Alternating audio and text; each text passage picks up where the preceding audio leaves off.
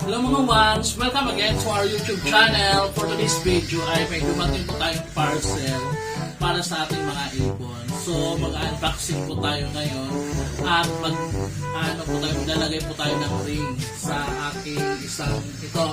Yung isa kasi may ring na yan, nalagyan ko na kasi nung nag-order ako ng TikTok, sa TikTok shop, akala ko dalawa nalagay ko, yung pala isa pa lang. So ito wala pang ring, itong lalagyan natin ng ring.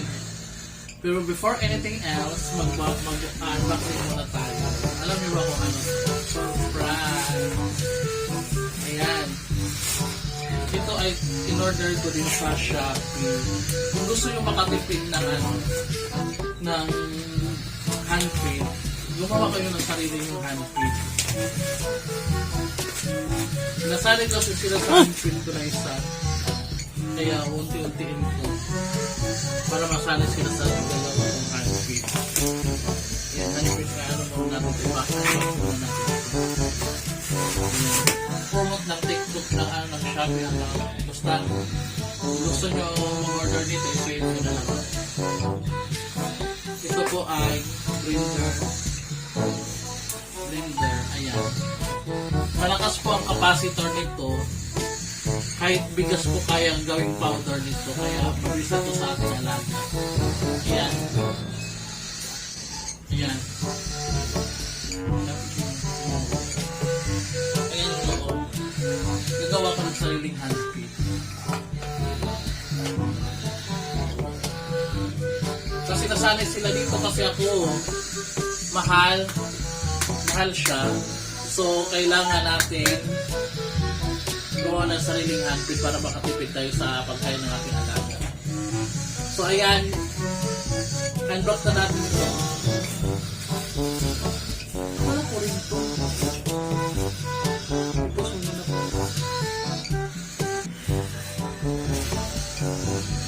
So, buksan na natin ito. Actually, handprint din ito. Kasi nagdubi-dubi ako kasi nag-worry po ako na baka maubos yung pagkain ng aking alaga. Ito po, sakto din siya na handprint. Ito pareha sila. Pero ito, 200 grams. Ito naman 500 grams. So, sa susunod din ako magbibili ng pagkain nila kasi gagawa ko ng sarili ko. So, ito, buksan na natin. Ito yung ring.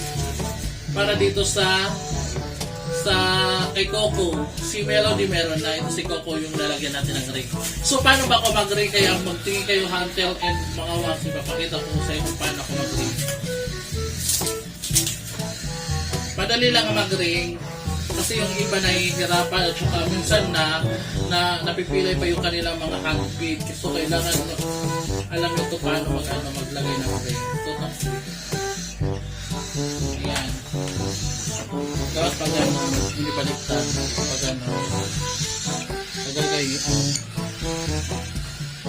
ayan yung ring. Siguro ito siya mga 18 days old na 18 day old na sa akin. So medyo malaki na yung kanyang paa. So dito kasi nasimulan ko sa kanan, kaya ikakanan din natin sito. Ayan. So kailangan dahan-dahan lang yung paglagay. Ito yung kanan ni Coco. So yung una dito, itong tatlo sa front, yung pinapasok ko muna bago yung lahat. So ipasok na natin kasi malikot si Coco. Melody, mahulog ka. So are you ready na mga wangs? So atin ay pasok itong tatlo muna. Ayan ang pinakagat tapo. Papasok muna natin tatlo. Siguratin natin hindi baliktad yung ating alamin.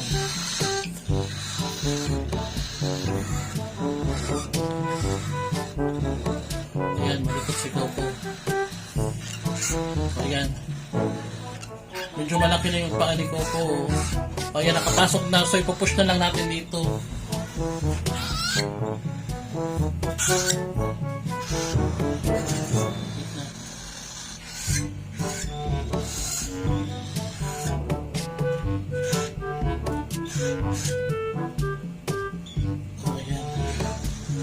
Ayan, okay na. Ayan, okay na. Ganun lang kadali maglagay ng ring.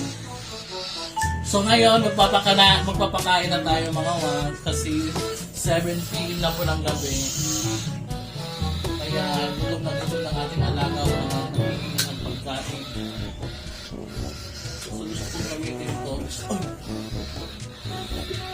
Na mahulog sa inyo.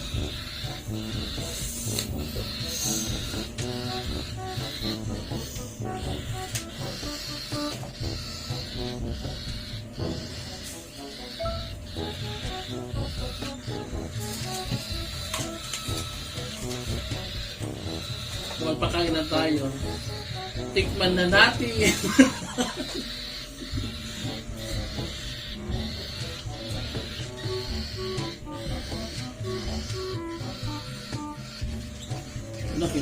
Inang